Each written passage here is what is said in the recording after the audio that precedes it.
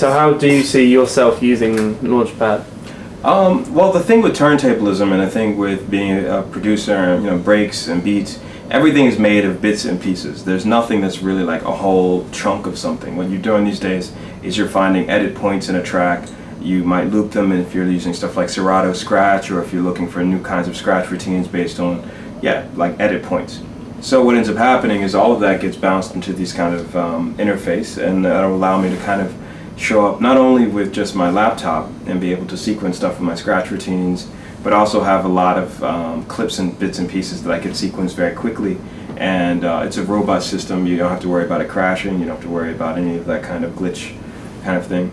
And basically what ends up happening is I think of it as a kind of a live instrument, kind of that I would incorporate not only with what I would be DJing, but making new material right on the fly. And you were saying that you like the tactile interface as opposed to kind of more futuristic things like touchscreens and things like that. Yeah, I mean the touch interface is pretty solid, and it has a very quick response mechanism.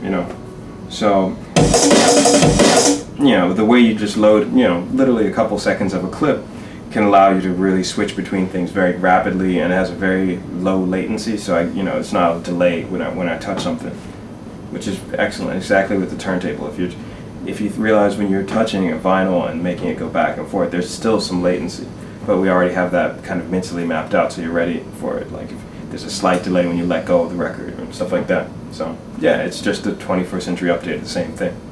So can you see yourself using Launchpad live, or do you think it'll be a studio tool, or both? I think it'll be both, because what you can do is you get more of like a sense of being able to play tracks in real time and noodle around with it in a way that if you're editing a drum solo, it'll take hours just to tweak a snare hit and just to tweak a drum roll or things like that would take a lot of time of editing. Whereas if you played it and programmed in some stutters, well, I'll show you where, if I were to do the same thing in a software app,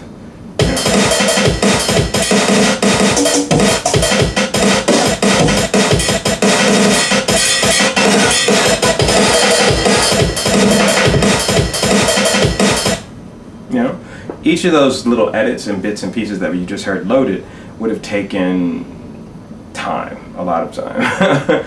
And I tend to sit in here for hours just editing bits and pieces. This is a home studio. It's a little bit, it's a little bit raw.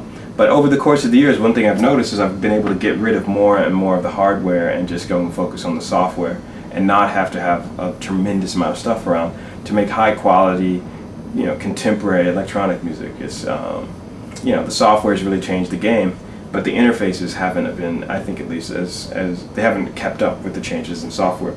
So this is something that finally feels as flexible as what you're able to achieve back in the day with stuff like MPCs.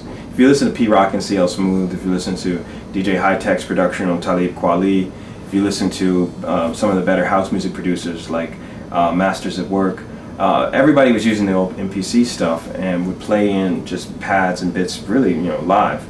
So people are, I think something that would balance between that kind of touchpad kind of situation with very low latency plus the ability to shift and screen through sound effects, loops, clips, and edits is very helpful.